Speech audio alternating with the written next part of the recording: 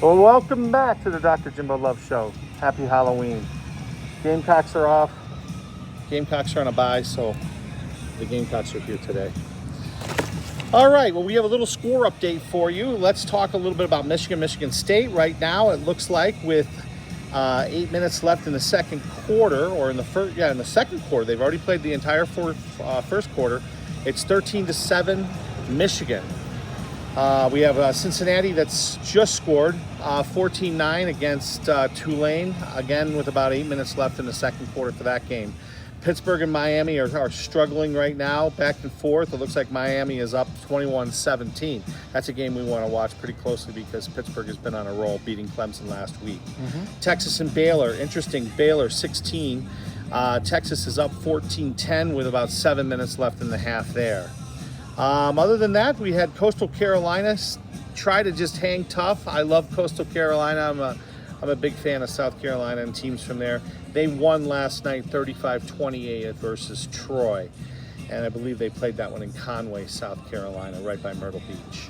All right, so as we go on to our pro section, last week we had a pretty good week. We're going to skip a little bit of that this week and get into some of the games because we've got some good ones. Yeah. And our first game we really want to talk about is Pittsburgh Steelers versus the Cleveland Browns. The Steelers come in at 3-3, needing a victory, and the Browns come in very beat up from injuries. There's actually 16 guys did not go full strength on Thursday. They say Mayfield may play. They say Chubb may play. They announced yesterday that Baker's going to play. Baker's going to play, and Baker, you guys remember, he's got a broken bone in his shoulder. And a torn muscle as well. I mean, so we'll look for Case Keenum. I wonder how many snaps they did. I'm actually more excited if Mayfield plays, mainly because how are you going to throw the ball down the field, and how are you going to hold up against Pittsburgh's blitz defense? Well, I think Baker needs to be smart about this. You've too. already solidified yourself as a starting quarterback. There's no risk of you not playing. If you lose, I get it. You want to make playoffs. Right. But if you're out for the rest of the season, it does nobody any good. We saw that earlier 2 days ago when Green Bay played Arizona. DeAndre Hopkins put himself in. The coach did not put him in. He put on his pads and ran out and got a catch, and he was injured as well. So my biggest fear for this game is that Baker's going to hurt himself long term. But the real thing, if Pittsburgh wants to be successful and make this not a game, Najee Harris, you got to step up. Big time. You've been doing great. Help Big Ben out. It's going to be a close one because anytime you have a interconference matchup, there's always so much more tension. And folks, let me tell you, this rivalry is real. Both cities are only 80 miles away from each other. There will be caravans of buses and vans going from one side to the other, and the tailgating will be just off the charts. Pittsburgh is a 4-point underdog, so keep that in mind. Even with all of the injuries to Cleveland, Vegas seems to think that the edge goes to Cleveland. I agree. See, and I'm saying Pittsburgh. Are you? I hate to go against my boys, but I have a bad feeling that they're not going to show up in it. And the Browns are just so tough. Yeah. And we don't know any. It's so tough to tell with the injury report. Do we know how many of these 16 guys possibly may play? How do you prepare when you don't know who's playing? Is it an epic mind game that they're playing of, they're not going to play, and then they all play? Yeah, it's the Belichick rule of not telling anybody who's injured. We got the Colts 3-4 versus the Titans, which are 5-2. Julio Jones is out still with his hamstring injury.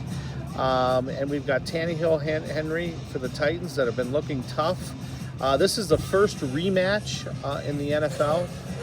The first one was won by the Titans, 25-16 earlier this year. Yeah. What do you think of this game? So it's going to be a different matchup. The Titans are finding their own. Derrick Henry has had a lot of success as of late. He's the number one running back in the league, but a surprise, Jonathan Taylor is number 2 in the NFL for the Colts. The Colts have gotten better every single week. I do not think this is the same Colts team that is running into the Tennessee Titans, and the Colts are at home. I give the edge in this one with Julio kind of banged up. I give the edge to Carson Wentz and the Colts because Tannehill's stats, minus his team's record, have not been that great. Carson Wentz is having a phenomenal year. I believe he has 11 touchdowns and only 1 interception. So he takes care of the ball. And if you remember right, there's been some close games. Baltimore main game, they had that game won. Game should have been over. It was all Colts. And then all of a sudden, their kicker gets hurt. Yeah. He starts missing some stuff. They turn the ball over, and they end up losing because Lamar Jackson was it back. So I'm going to give the edge to the Colts, and that shakes up this division too, because that puts the Colts clearly right behind Tennessee for that division. Yeah, well, that's interesting. Now we've got Seth going with the Steelers. I'm taking the Browns, and I'm taking the Titans, and it looks like Seth's going to go with the Colts, so we're going to have to see next week. We got some other ones to talk about here. We got the Buccaneers versus the Saints. This is huge implications for division rivals. Buccaneers have not been challenged really all year. This will be their biggest test. Well, we looked at Gronk's back, according to the injury report, so that's going to be another target for Brady. We haven't heard about Antonio Brown. Of course, he missed last week's game, but don't count him out. And again, remember, Jameis Winston, this is his former team. Mm-hmm. So how much will he be able to remember from the defenses and the relationships that he had while he was in Tampa Bay? Yeah, it's going to be interesting. Jameis Winston even came out and said he's an emotional player. He does have a lot of friendships still there. I give the edge to Tampa Bay, though. Tom Brady has too many options. He's the GOAT. Even if he can't throw the ball, they have Leonard Fournette that is just running a crazy game this year, along with Ronde Barber behind him, too. No, it's not Ronde Barber. Wow. Yeah, he used to play defense. It's Ronald Jones. But the big thing is even without Antonio Brown, if Gronk's back, that gives you Gronk, Godwin, and Mike Evans. Mike Evans and Godwin both went off last week. Oh, yeah. And I just don't think the Saints can keep up. Even though they have a better defense, I haven't seen much from them offensively. All they have is Kamara. And Kamara is a phenomenal player. I just don't think he can single-handedly beat the Titans. Right. The Buccaneers. I agree with you very much. Now we walk and start talking about our hometown Broncos, 3-4, lost their last 4 straight, are playing against the Washington football team. That's 2-5. I think we're going to see the Broncos get back on their winning ways. Mm-hmm. Maybe take the heat off of Fangio and the talk for new coaching staffs and replacing existing assistant coaches. Yeah. What do you have for this game? I mean, I feel like you're right. There is a lot of pressure on the Broncos to right this ship. A Ted Lasso quote that we got after 3 weeks is, hope is what kills you. And we started out 3-0 for the Denver Broncos. Everyone was talking playoffs, and now we're just talking about, can we win a game? Right. But the Washington football team has really struggled this year. They're not terrible. I think it's going to be a close match. Jerry Jeudy, keep an eye on him. He might not make it back this week, but he will be back next week for sure, it looks like. He might play this week. I'm not exactly sure. But the Broncos have to. And the best thing for the Broncos is, and what Broncos fans need to really realize, they win this game. They're in this division. The Raiders will falter at some point. No, big time. The Chiefs are 3-4 right now as well. Yeah. Who would have thought that the Chiefs would be 3-4 at this point in the season? But I believe in the Chiefs. I believe they're going to turn it around. The big thing is here, it's way too early for anyone to hit the panic button. If people don't remember what happened to Super Bowl champs Tampa Bay last year, first 4 games they were 1-3. And then they come out and they win the Super Bowl. Absolutely. Now, am I saying the Broncos are going to win the Super Bowl? Absolutely not. But I do think they have a lot of opportunities for success this year. Yeah, and so we want to remember, too, that the Washington is coming in losing 4 out of the last 5 ball games. I think this is the Broncos' big chance to really make a statement and get back to their winning ways. Vikings versus Cowboys. Seth, this is a big game for the Minnesota faithful. I'm telling you, you got 3-3 coming up. The Vikings versus a 5-1 Cowboys. Is Dak healthy? We don't know. We'll have to see. And is Kirk Cousins ready to step up in the limelight and carry them over a very, very tough Cowboys team? What do you got, Seth? Yeah, so this is really interesting. If Dak Prescott plays, I still give it 50-50. ESPN has ranked this as the closest matchup they have. I mean, you're going with a young man in CeeDee Lamb for Dallas against Justin Jefferson for Minnesota. Pretty much a wash there. Then you have Zeke Elliott versus Dalvin Cook. They match up perfectly. It's really going to come down to who gets the last field goal, which Minnesota is used to this year. All their games being separated, minus one of their victories by under a touchdown. So Minnesota's used to this type of game. even with Dak playing, I give the edge to Minnesota because it has a lot of importance to us. Minus that crazy game that Green Bay won, it's going to put us in second place in the division, 2 games behind Green Bay. And we're going to just stick around there until we end up playing them. And I think we need these games now. We can't lose early. Yeah. And we need to mention, too, that the Packers did win last night over a tough Arizona team. And they won by 3 points. What were your impressions with Aaron Rodgers and your big competition for the Vikings going down the stretch? Aaron Rodgers did great. They played a great game plan, but I don't really credit them with the win. I mean, they did what they did, but Arizona's stupidity is what cost them the game. It makes no sense to me that Tanyan went down. That's another person that they had down. They were already missing Lazard, Devontae Adams. They only had Aaron Jones at this point. You're down by 3 in field goal range.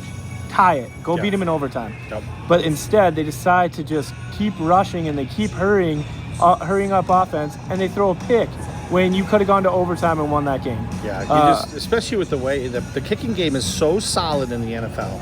It's not like in college where you'd have to kind of weigh the odds and say, well, how good is my kicker from that far? How long of a field goal would that have been? Do you have under 20 yards? They were on the 8-yard8-yard line. It was on the 20-yard line. Like it would have only been like somewhere around like an 18. It was like it's closer than an extra point at that point. So it was a guaranteed tie. But the coach, I mean, maybe because he's won every game so far, he was like, no, we're going for it. But I'm still baffled by that call. It's almost as bad as the Marshawn Lynch on the 1-yard line you decide to throw. Yeah, exactly. Well, moving on, we have the Chiefs versus the Giants Monday night. It's the Chiefs are 3-4. Who would have ever thought that? As we said earlier, Giants 2-5. Is Daniel Jones up for the limelight and pulling off a big upset, or do the Chiefs go and get the ship righted and start working, because it is really a must-win for the Chiefs? It's going to be a demolition of the New York Giants. They really don't stand a chance. They got to win against a Carolina team that's been sliding for weeks now. Sam Darnold got benched against the Giants. They were pulling out trick plays. Christian McCaffrey isn't playing for Carolina. So that win for Carolina against the Giants, or the win for the Giants against Carolina, I don't really value that much, and that was only their second win. Kansas City has all the potential. They have Tyreek Hill. They have Patrick Mahomes. Not much has changed on their roster. They're going to figure it out. The question is when. And I think Monday they end up winning by over 30 points. It's going to not be that close. Kansas City has everything going for them. I'm not counting them out for winning this division. I think they still have it. Interesting. Well, I mean, the AFC West is going to be up in the air, and again, this is another reason why our hometown Broncos have a chance here really to right the ship against Washington, get back to 500, and be in the hunt. Mm-hmm. What other games? Are there any ones else out there that maybe just float around? It's kind of an odd week here with it being a Halloween. Yeah. What are some of the teams that you've got that are on bye this week? I'm trying to think if I remember off the top of my head. So some of the people so Eckler's hurt for the Chargers. I know that. Right. Let me check it out. But in the meantime, we want to invite you to come down here. Again, it's Saturday afternoon. It's a beautiful Saturday afternoon. We're sitting out here on the patio. Right behind us, we have 2 ski lift chairs, which is part of Brothers' awesome patio. TV's out here, and you can hear in the background, you have music playing, but we can change it to any game that you may want to watch. Again, tonight is a big costume party here. And also, too, we've got the comfort food, the beat all comfort food, gator balls, some great chicken wings. What else we got going on today, Seth? Anything great? Oh, everything's great here. But, I mean, with all the football games on, I really like college football. We have it going all day. Same with tomorrow. It's going to be NFL all day. A game we didn't touch on is Buffalo-Miami. It is going to be a conference matchup. Tua is back. He lost to Jacksonville. But I think in Buffalo just came off They were on bye week last week. They were on bye, but and they lost the week before to Tennessee. So you went on a bye week. Your last game you had was a loss. I think they took that time. I think they're ready. I don't see Miami holding into this game. So Buffalo is really going to show, hey, we may have lost one game, but we're here to show you we're the best. And it's going to be a blowout. It's going to be a statement game. Squish the fish, as they say in Western New York. Squish the fish. All right, folks. Well, we want to thank you very much for coming to and listening to the Dr. Jimbo Love Show. Next week, we will be back. Again, you can find us on Spotify and YouTube under the Dr. Jimbo Love remote. Please put in that remote and look for the date as well. And the date this week, today, of course, is the 30th, one day before Halloween. So that will be in the title as well. So feel free to pull it up and watch it, show it to your friends. And in the meantime, come on back and meet us again at 10 o'clock next Saturday. We will be here again with another edition of the Dr. Jimbo Love Show. Thank you so much. See you guys.